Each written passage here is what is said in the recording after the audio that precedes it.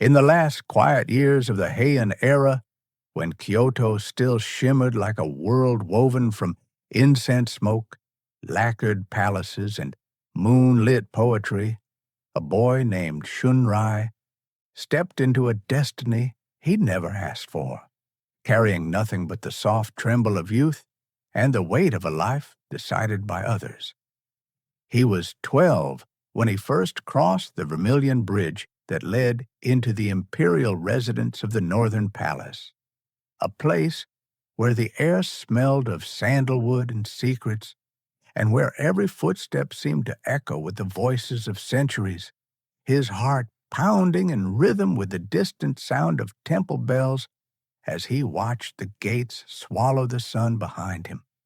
He came from a family of scholarly poverty, his father a scribe who copied sutras until his fingers curved like the brush he held, his mother a gentle woman who spent her days dyeing fabrics with indigo to keep the house running, and Shunrai, though born with no rank, possessed something rarer than lineage, a beauty so refined it unsettled even monks who claimed detachment from earthly illusion. The palace officials who discovered him during a New Year's procession saw more than a boy. They saw a possibility, a tool, an ornament, and before Shunrai could understand the implications of that gaze, he was selected as an attendant for the crown prince, a role spoken of in whispers and half-truths, both respected and feared, because beauty in the Heian court was not celebrated, it was consumed. His first evening in the palace felt like stepping into a painted scroll come to life. Soft lantern glow on sliding screens, painted with cranes, corridors polished until they reflected the moon, courtiers drifting like drifting specters in silk layered in ancient formal hues, ashen plum, clouded jade, dawn rose, twilight black. And through it all, Shunrai walked barefoot, each step carried by trembling uncertainty, guided by an older attendant named Masahide, who whispered rules he would devote years to mastering. Speak softly, bow deeply, hide fear beneath stillness, and remember always that the palace was both sanctuary and predator.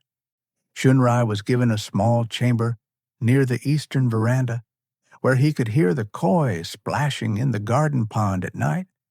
Yet even in that quiet space, he felt the palace pressing in on him, like a giant creature observing him through lattice windows, waiting to judge his usefulness.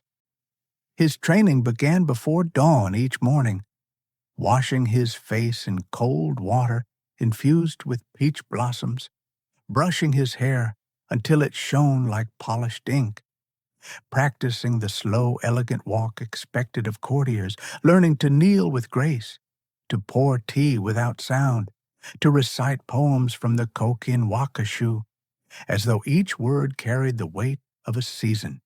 The palace demanded perfection in every movement, every glance, every breath. Shunrai learned quickly that to survive, he must become unreadable, a surface as calm as the pond, even when storms churned beneath. Yet Shunrai was not made of stone, and the beauty of the palace did not erase the ache of his displacement. Some nights he would sit on the veranda watching the moon gild the rooftops, feeling small beneath the heavens, wondering if his parents were still awake and thinking of him. His loneliness became the first secret he learned to swallow. The day he met the crown prince, Yorihito, a young man of 19 with a gaze as sharp as a lacquered blade, Shunrai understood fully why the palace was feared. The prince's beauty was legendary, but beauty in a man of power carried an edge Shunrai had never encountered, a quiet cruelty formed from privilege and expectation. Yorihito studied Shunrai with a look that felt both curious and dismissive, as though he were appraising an object carved for his personal aesthetic. And though Shunrai bowed deeply, His pulse roared in his ears like river water crashing against rocks. "You will serve in my reading chamber," the prince said, his voice smooth yet distant, "and you will conduct yourself with the silence appropriate to your station." The words were simple, but their weight settled on Shunrai's shoulders like ceremonial armor. His duties seemed harmless at first, carrying scrolls, arranging trays of incense, lighting lamps during poetry nights, preparing ink stones, reading aloud passages of classical romance tales. But beneath every task lay the unspoken truth that his presence near the prince was both privilege and danger. Palace gossip drifted like drifting sakura petals. How attendants near the prince were often envied, targeted, manipulated, or pushed aside. How alliances formed and died in the span of an evening. How even boys as young as Shunrai could become pawns in the ambitions of noble clans who saw influence over the prince as a stepping stone to unspoken power. And Shunrai, with his unearthly beauty and quiet obedience, became the subject of these whispers before he even understood their meaning. As weeks bled into months, Shunrai grew attuned to the palace's rhythms, the creak of floorboards under silk slippers, the rustle of layered robes like soft thunder, the distant chanting drifting from nearby temples. But he also sensed the darker undercurrents, the glances laced with envy, the forced smiles hiding resentment, the strategic kindness from nobles who hoped to mold him into a loyal extension of their faction. He learned that in the palace, alliances were not friendships, but tools, and he, new enough to be unclaimed, was considered a dangerous blank page waiting to be written on. Despite this, there were unexpected moments of tenderness. An elderly calligrapher, Master Sadanobu, saw Shunrai's exhaustion one night and quietly taught him how to breathe with intention, how to let silence settle within his chest so that the palace's chaos would not consume him. Lady Reiko, a court poetess with a gentle smile, would sometimes leave small poems written on scraps of paper near his sandals, verses about resilience, longing, or the strength hidden in fragile things. These small kindnesses kept Shunrai from losing himself entirely as he served Yorihito, whose temperament shifted like the sea, calm at dawn, storm at dusk. Some nights the prince would sit beneath lanterns, staring at ancient scrolls, his voice low as he confessed frustrations he would never dare express publicly, doubts about his future, fears of disappointing the emperor, bitterness toward rival clans. Shunrai became the silent witness to these confessions, careful to keep his face neutral even when the prince's vulnerability stirred sympathy within him. Yet this closeness, fragile and unspoken, soon became a threat. Courtiers began noticing the prince's reliance on Shunrai's presence during late-night readings. They noticed how Yorihito's eyes softened slightly when Shunrai entered the room, how his anger stabilized when Shunrai performed tasks with quiet precision. To some nobles, this meant Shunrai was merely fulfilling his duties. To others, it meant he held too much influence for someone of low birth. Rumors sharpened like knives. They whispered that the prince listened to the boy more than his advisors, that Shunrai manipulated his moods, that his beauty was a distraction crafted to weaken Yorihito's resolve. These rumors were not born of truth, but of fear. Fear that power might be slipping from the hands of those who believed it was theirs by right. And as the court bristled with tension, Shunrai found himself entering rooms where conversations halted abruptly, where smiles tightened, where eyes followed him with growing suspicion. The first real blow came during a moon-viewing banquet.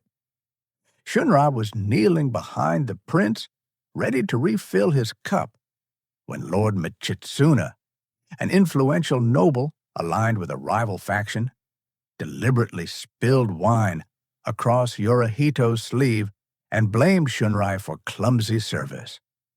The accusation, though false, rang through the courtyard with humiliating clarity. The prince's jaw tensed, but he said nothing, and silence in that moment felt like abandonment. Shunrai lowered his head, accepting the insult because he had no right to defend himself.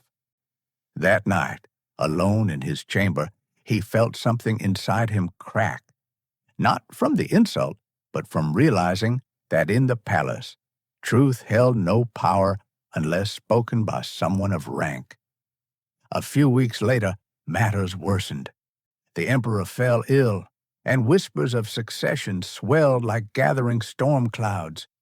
Rival clans pressed harder, manipulating every weakness they could exploit. Yorihito, crushed under political pressure, began withdrawing into a shell of quiet rage. He snapped at attendants, dismissed advisors, paced through his chambers like a caged hawk. And though Shunrai tried to maintain gentle calm in his presence, the prince now viewed everything through suspicion, including Shunrai's silence one night. Yorihito demanded to know whether Shunrai had spoken to rival nobles, accusing him of betrayal with a tremor in his voice. Though Shunrai denied it with honesty born from desperation, the prince's doubt lingered, poisoning the fragile connection they once shared. After that, Yorihito summoned Shunrai less often, and when he did, there was cold distance between them. Shunrai found himself drifting through the palace like a ghost, still performing tasks with precision, still admired for his beauty, yet hollowed by the realization that he had become both essential and disposable. And in the midst of this unraveling, he discovered something far more frightening. He had grown attached to the prince, not to the title, but to the man behind the rituals, the man who had once trusted him with whispered fears. The loss of that trust, heard in ways Shunrai could not articulate. Winter descended upon Kyoto with biting winds that rattled the palace screens, and the political faction opposing Yorihito grew bolder. They spoke openly about the prince's instability, his inconsistent decisions, his emotional volatility, and though they never named Shunrai directly, the implication hung heavy in the air. Influences around the prince must be removed. When Shunrai learned this, he lay awake for hours listening to the snow fall, each flake a reminder of the fragile path between loyalty and survival. He knew the palace did not simply discard people, it erased them. Attendants who became liabilities vanished quietly into distant provinces or fell ill with suspicious speed, and Shunrai, with his growing fear, understood that his fate was no longer in his own hands. Yet he also realized something far more agonizing. He was not afraid of losing his position. He was afraid of losing the ability to protect the prince from himself, from the court, from the looming storm that threatened to consume them both. And so, on a night thick with winter frost, he made a decision that would alter the course of his life. He would stay by the prince's side, even if it meant walking straight into the jaws of danger, for he could no longer bear the thought of watching Yorihito collapse under the weight of a destiny neither of them had chosen. But destiny, Shunrai was about to learn, answers to no loyal heart. The winter that followed became the coldest in a generation, a season where frost clung to every tile of the palace roof like a thin layer of sorrow.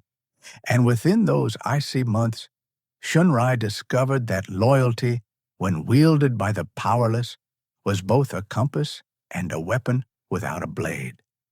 His days were filled with silence, his nights with unease, as the political storm tightening around the Crown Prince's future began to seep through walls and screens, slipping into every corridor like a predatory wind that carried secrets on its breath.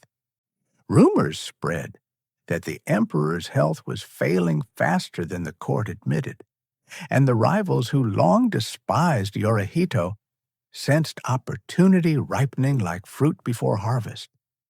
They whispered of incompetence, instability, and whispered even more viciously of corrupting influences near him, their words sharpened specifically to draw suspicion toward those closest in his private chambers. Shunrai heard these whispers not directly, but in the sudden shifts of behavior around him. Courtiers, who once smiled, now kept their distance. Guards muttered quietly when he passed, and even some attendants avoided sharing meals with him, fearing political contamination. Yet, despite this growing isolation, Shunrai clung to the only truth he trusted, that Yorihito, beneath his fury, loneliness, and princely facade, was a man drowning in expectations carved into him before birth. And though Yorihito had distanced himself after their last confrontation, Shunrai refused to disappear. Instead, he served with even greater precision, ensuring every ceremonial robe was folded perfectly, every inkstone ground until smooth, every lantern lit with a steady flame, as though maintaining these rituals could anchor the prince's unraveling sanity. But the court's chaos only deepened. One evening, during a council meeting thick with incense and hidden agendas, a powerful minister accused Yorihito of making decisions clouded by private attachments, a veiled threat but unmistakable to all present. The prince's face darkened not with shame, but with simmering anger, and after the meeting, he retreated into his chambers with a silence that frightened even the most hardened attendants. Shunrai found him sitting alone near the veranda, staring at the snow-covered garden with the expression of someone standing at the edge of an invisible cliff. When Shunrai knelt behind him, the prince did not turn, but his voice, when it finally broke the stillness, carried a weakness Shunrai had rarely heard. "They think I am ruled by shadows," Yorihito whispered, "but they do not see the shadows that rule them." For a long moment, only the wind answered, rattling the screens like restless spirits. Shunrai wished he could place a steadying hand on the prince's shoulder, but he knew touching royalty without invitation was forbidden, even at a moment like this. Instead, he spoke gently, as one offers warmth to someone standing in the cold. "Your Highness is stronger than the voices that seek to chain him." Yorihito exhaled a bitter laugh. "Strength means nothing when the court already chooses my weaknesses for me." His voice cracked then, a sound so fragile that Shunrai felt the weight of it settle in his chest. And though the prince still refused to look at him, he murmured, "Why did you pull away from me?" The question stung like winter wind. Shunrai lowered his head. "Because my presence harms you, and still I remain because my absence would harm me." For the first time in weeks, Yorihito looked back at him, and in his eyes, Shunrai saw not anger, but an exhausted sorrow, a longing that neither of them dared to name. That small moment of honesty, however, did not shift the court's trajectory. Days later, when a document appeared accusing the crown prince of negligence and emotional instability, the emperor summoned Yorihito privately, and though the details of the conversation remained locked behind gilded doors, the aftermath was devastating. Yorihito emerged pale and shaking, and Shunrai, watching from a distance, felt a wave of dread he could not swallow. That night, a council was called. Ministers gathered beneath lanterns, their faces lit in sharp golden shadow, and though Shunrai was not permitted inside, he waited outside the hall, listening to murmured arguments. Words like succession, unfit, and destabilizing influence slipped through the cracks in the doorframe. Suddenly, a voice, loud, cruel, triumphant, declared, "Remove the boy, remove the rot." Shunrai's blood ran cold. The doors burst open moments later, courtiers spilling out with expressions carved from stone, and before he could flee or hide, two palace guards seized him by the arms.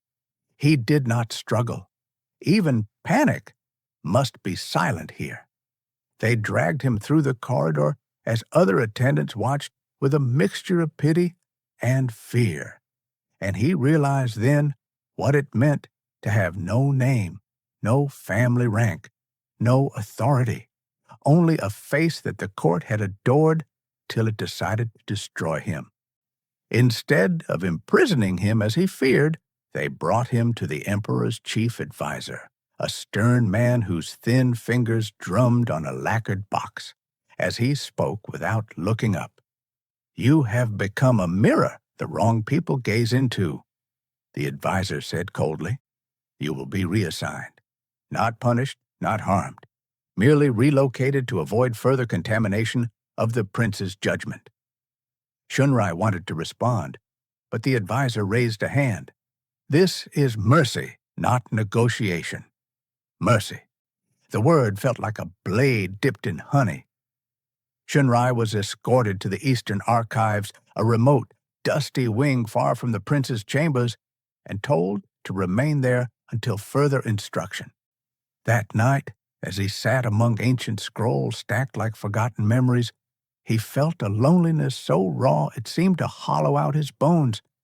Yet the worst pain came from knowing Yorihito would search for him and find only silence. Days passed, then weeks. Snow melted, replaced by the soft breath of early spring, and still Shunrai remained exiled among scrolls and ink, living like a shadow, while political tides shifted unseen. But fate, like spring, does not stay dormant forever. One mist-filled morning, Shunrai heard hurried footsteps approaching the archive. The sliding door slammed open, revealing a breathless attendant who whispered, "The prince. He refuses to attend council. He has locked himself in his chambers. He calls for you." The words struck Shunrai like a bell.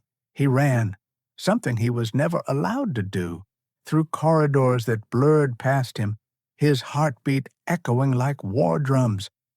When he reached the prince's private hall, guards hesitated, but eventually stepped aside, their faces troubled.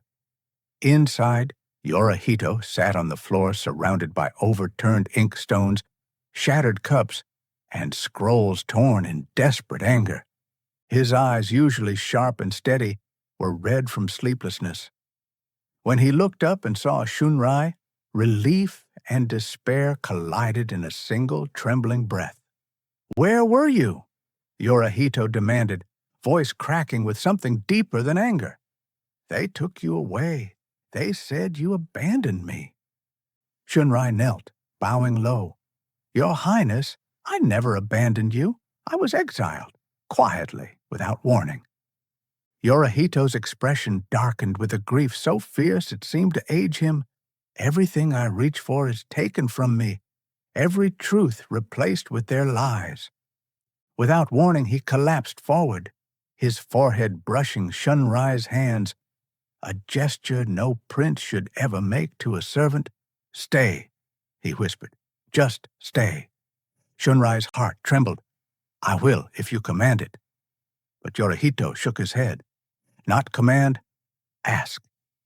That single word, ask, felt like the soft unfurling of a long-buried truth. Yet in the deepest corners of their shared quiet, they both sensed that this fragile moment could not hold against the rising storm outside. By summer, the emperor's death became inevitable, and the factions opposing Yorihito grew bold enough to challenge him publicly. They presented falsified letters claiming Yorihito had conspired with monks and lower-ranking attendants, including Shunrai, to manipulate the court. Even though these claims were lies crafted from political desperation, the court accepted them readily, eager for a narrative that justified removing a prince who had never fit their rigid expectations. At dawn on the 17th day of the 6th month, a decree was announced. Yorihito was removed from succession and exiled to a mountain temple for spiritual purification. Shunrai, though not named in the decree, was ordered to leave the palace before sunset. There was no trial, no defense, only the crushing silence of inevitability.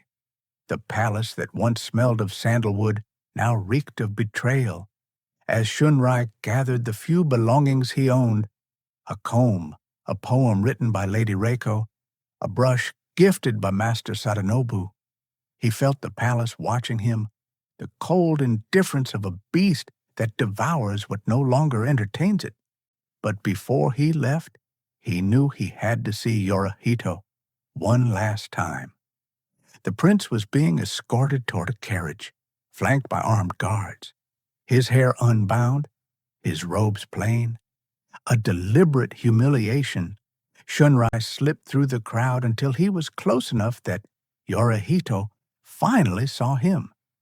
In that moment, the noise of the courtyard seemed to vanish. The prince stepped forward, only to be pulled back by guards. His voice rose above the chaos. "Shunrai, you were the only truth in this place." The guards shoved him forward, but Yorihito twisted in their grasp long enough to shout, "Do not let them name your fate. Write your own." Those were the last words Shunrai heard before the prince disappeared into the carriage, the doors slamming shut like the end of a chapter written with grief. That evening, as Shunrai walked away from the palace that had shaped and shattered him, he did not look back. He crossed the same vermilion bridge he had crossed as a child, but this time the world on the other side did not feel foreign. It felt wide, uncertain, frightening, but his. And in the fading light, he made a vow, not of revenge, not of bitterness, but of remembrance. He would write the truth of what happened behind those gilded screens, record the lives of those consumed by beauty and power, preserve the stories the court tried to erase.